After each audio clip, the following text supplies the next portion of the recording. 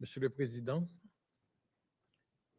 Excellences, Mesdames et Messieurs les membres du Conseil, permettez-moi d'exprimer la gratitude du gouvernement haïtien vis-à-vis de l'ensemble des membres de ce Conseil et particulièrement vis-à-vis des deux porte-plumes pour Haïti que sont les États-Unis et le Panama pour leur mobilisation sans précédent aux côtés de la République d'Haïti. Je veux souligner aussi au départ que l'appui de la CARICOM n'a jamais fait défaut à notre pays dans ces moments difficiles. J'étends cette gratitude à tous ceux qui se sont joints au point de presse d'il y a quelques instants. Ce geste public témoigne d'un soutien fort au peuple haïtien.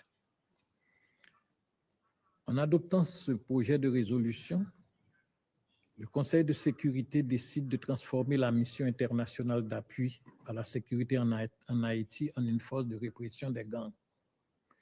Il s'agit là d'un tournant décisif dans la lutte que mon pays mène contre l'un des défis les plus graves de son histoire déjà mouvementée. Il se trouve que de multiples gangs lourdement armés ont étendu leur emprise sur des pans entiers du territoire, particulièrement dans la capitale, Port-au-Prince. Ils terrorisent la population, attaquent les institutions publiques, détruisent les hôpitaux et les dispensaires, brûlent les écoles et les prisons, contrôlent les grands axes routiers, rançonnent les entreprises et les familles, empêchent la libre circulation des personnes et des biens, avec toutes les conséquences que vous pouvez imaginer sur l'économie, la santé du pays et l'environnement. Il faut que cela cesse. Ces gangs ne sont pas de simples bandes de délinquants. Ils constituent depuis quelque temps de puissantes organisations criminelles qui narguent et défient l'autorité et menacent même la stabilité régionale. La mission internationale d'appui à la sécurité autorisée par ce Conseil il y a environ 2 ans par la résolution 2699 et renouvelée en 2023-24 par la résolution 2751 a représenté un soutien précieux et un signal fort de solidarité internationale. Elle a permis de renforcer certaines capacités de la police nationale d'Haïti, de sécuriser quelques zones critiques et de rétablir là où c'était possible un minimum d'ordre public. Mais la réalité du terrain nous a rappelé que l'ampleur et la sophistication de la menace dépassent largement le mandat initialement accordé à cette mission, sans mentionner le manque de financement considérable. Nous resterons à jamais reconnaissants à nos frères kenyans pour les sacrifices consentis et les prix forts qu'ils ont payés pour nous venir en aide. Monsieur le Président, la décision de ce Conseil aujourd'hui marque un véritable tournant. En dotant la mission de mandat renforcé, plus offensif, plus opérationnel, le Conseil donne à la communauté internationale les moyens de répondre à la gravité de la situation en Haïti.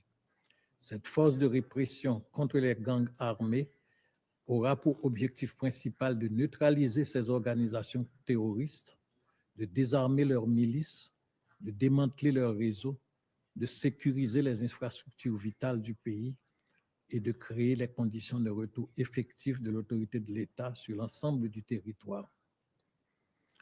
Je voudrais à cet égard remercier tous les États membres qui ont manifesté leur engagement en soutenant ce projet de résolution et en promettant de contribuer en troupes, en ressources et en expertise. Il est à souhaiter que d'autres partenaires rejoignent cet effort collectif, car la lutte contre les gangs armés en Haïti n'est pas uniquement une question nationale. C'est un enjeu de sécurité internationale qui touche aux dynamiques régionales de trafic d'armes, de drogue et de migration irrégulière. Pour finir, je voudrais rappeler un seul fait. Quand en 1945, la République d'Haïti signait la charte constitutive de l'Organisation des Nations Unies aux côtés des alliés vainqueurs de la Deuxième Guerre mondiale, aucun Haïtien, même dans ces moments de cauchemar les plus épouvantables, ne pouvait imaginer que 80 ans plus tard, notre pays serait dans la situation où il est maintenant.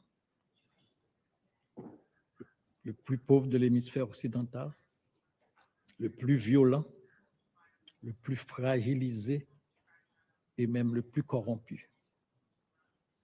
Haïti est non seulement un PMA, pays moins avancé, mais un pays en marche arrière, comme disent nos détracteurs.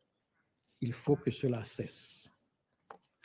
Avec cette résolution, si elle est suivie des faits, messieurs, mesdames du Conseil, vous donnez de l'espoir non seulement aux Haïtiens au pays, mais aux Haïtiens de la diaspora, dont plusieurs centaines de milliers rêvent de rentrer chez eux, sitôt que les conditions de sécurité seront rétablies. En leur nom, au nom du gouvernement et en mon nom propre, je vous dis une fois de plus, merci. Je vous remercie, Monsieur le Président.